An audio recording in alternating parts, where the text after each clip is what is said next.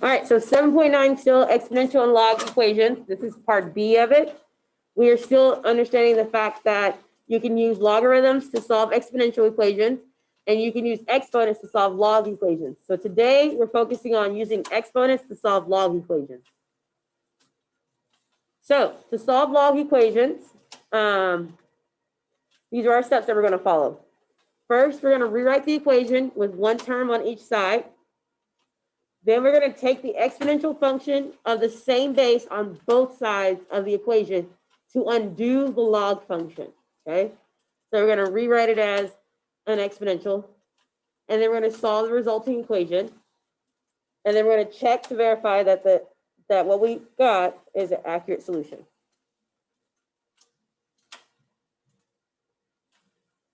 All right, let's get it started. So here we have 3 log 2x equals 4. Okay, so starting here, we want to rewrite this as an exponential. So the first thing we're going to do is use property number 5, which tells us that we can move the 3 as a power, right? So if we do that, we end up with log 2x to the third equals 4. So this becomes log 8x cubed equals 4.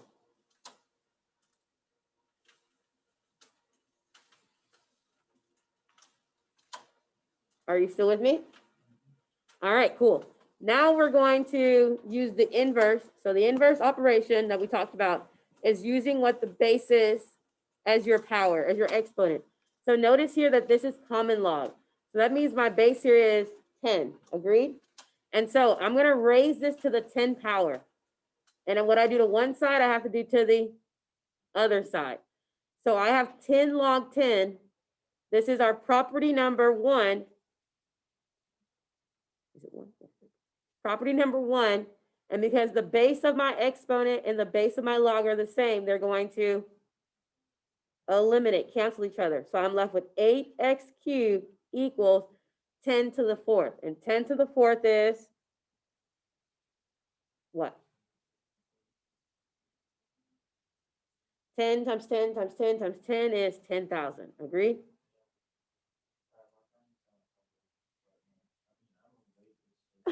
It's all right. And now, isn't this just a basic algebra problem? So using inverse operations, what do I need to do to get x by itself? So I divide by 8. So we have 10,000 divided by 8. And 10,000 divided by 8 is 1,250.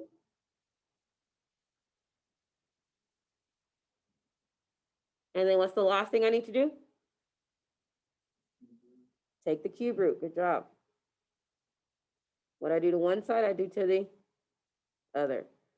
So x is approximately, well, when we do the cube root of 1,250, I'm go to my calculator. So I'm going to clear, and I want the cube root.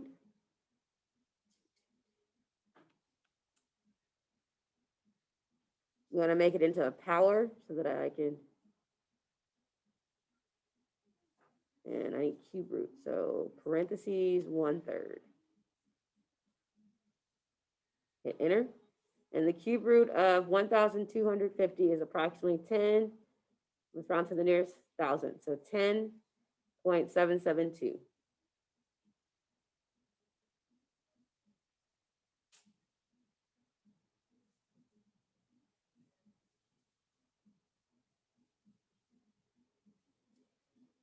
Okay.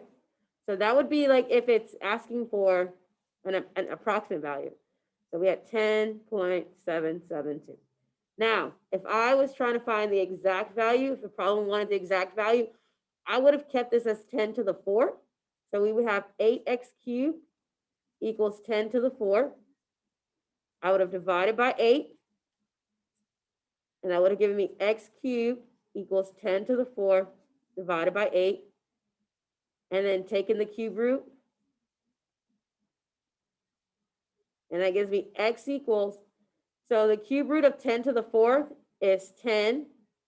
The cube root of 8 is 2. And then I'm left with a 10 underneath. So this would be the exact, this would be the approximate. For us, I believe we are focused more on getting the approximate. I think that's all I have you doing. Yeah. Unless it's a very obvious exact. But just wanted to show you that this is what it would look like. So x equals 5 cube root 10 is my exact. But this is good enough.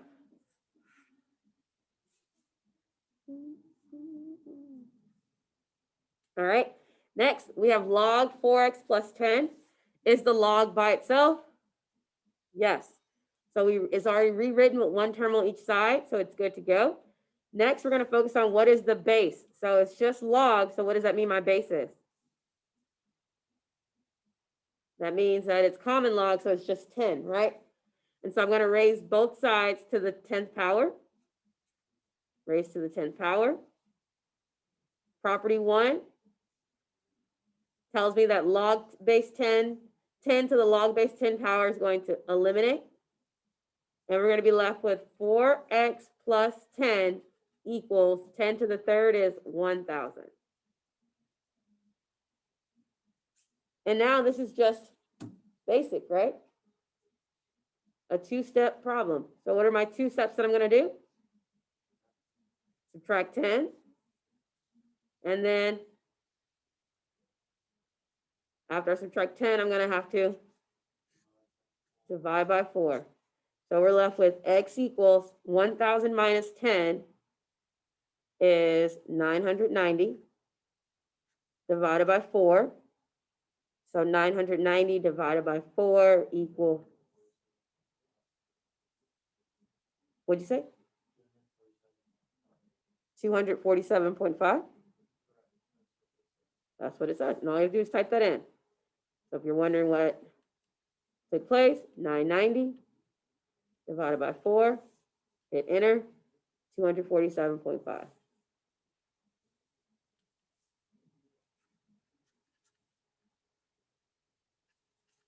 So we have our x value. And again, I know I have not emphasized it here, but the final step is always to check to make sure that it's true. So if I take this, plug it back into the original, log 4 times 247.5. Uh-oh, forgot my plus 10 there.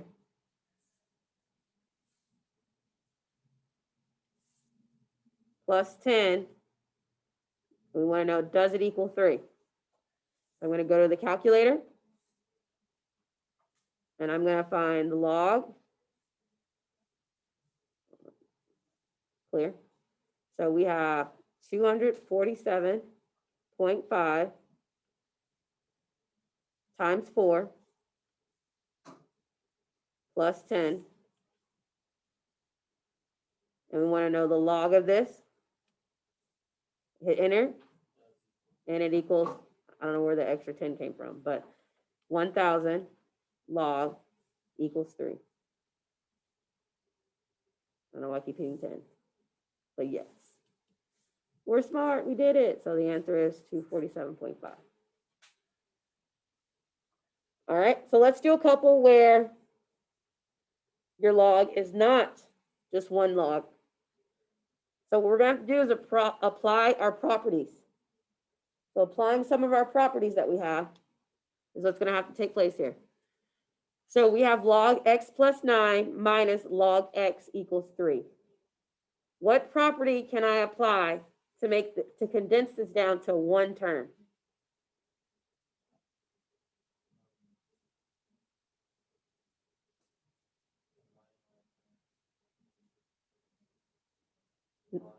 Dividing. It's quotient, right? It's the log quotient property. So for us, this is property number 4. So using property number 4, I can write this as a quotient. So it becomes log. My first term is my numerator, My second term is my denominator equals 3.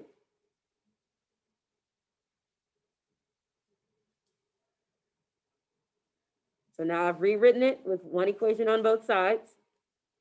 Then my second step is to take the exponential function of the same base. So for this problem, it's a common log, so the base is 10. So I'm going to raise this to the 10th, raise to the 10th.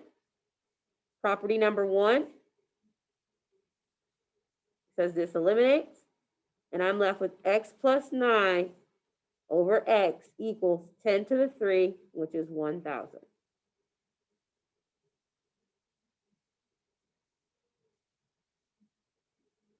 And now this just becomes an algebra problem that I have to solve.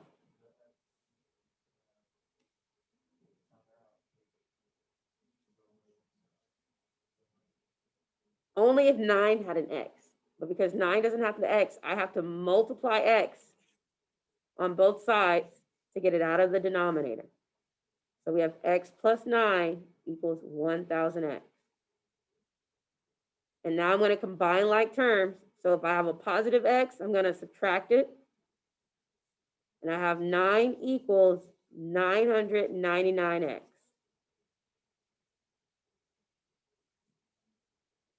Because 1,000x minus 1x is 999x. And now I can get x by itself.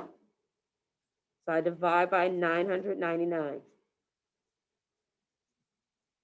And that leaves me with x equals 1 over 111. That is a tiny number.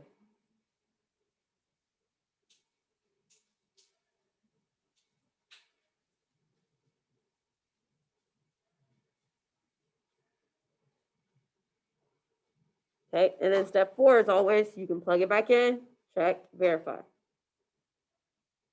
All right, the next example would be the largest that it would get. Notice here how we have 3 terms, and we need to condense these 3 terms down to 1 term, okay? When we're condensing them, we start from left to right. So you want to read the problem just like you read a book from left to right. So starting here with these first 2 terms, how can I condense them? Division. So property number 4. So with property number 4, I can do that, and I have to use property number 5 because what's in front here? A 2.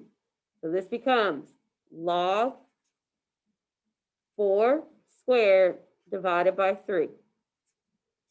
And I'm left with plus 2 log x. And why did I just go ahead and move the 4?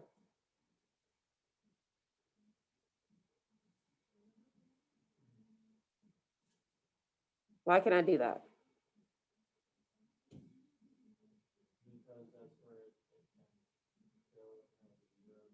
Exactly. It's like term is on the other side, right?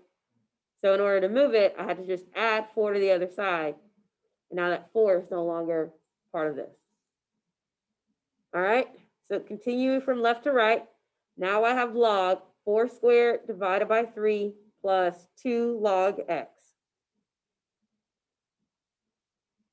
Now what can I do? Multiplication. So again, this time I'm going to apply property number 3 and number 5. So property number 5 is going to do that. So I have log of 4 squared divided by 3 times x squared equals 4. So do we see how we went from having 4 terms on the left to now only having 1 term on the left? So we can clean this up a little bit. So we have log of 16 thirds x squared equals 4. All right. Step 2 is to take the power of the base. Again, it's just log, so our power is 10. Property number 1 Eliminate. So we're left with 16/3 x squared equals 10 to the 4, which is 10,000.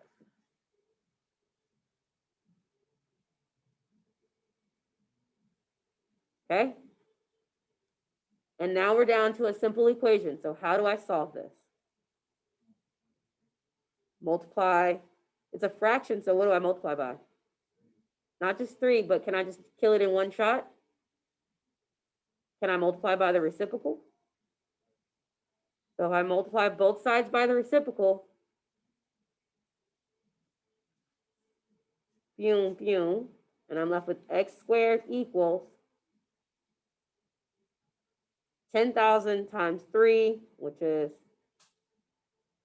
30,000 divided by 16.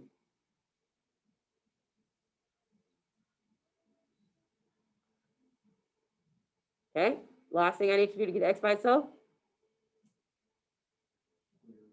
take the square root.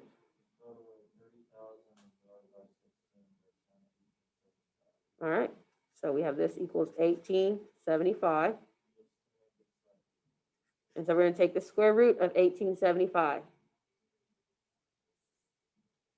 So the square root, 1875,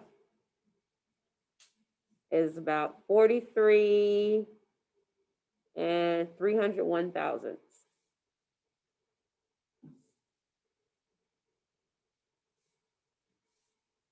So we have x is approximately 43 and 301 thousandths.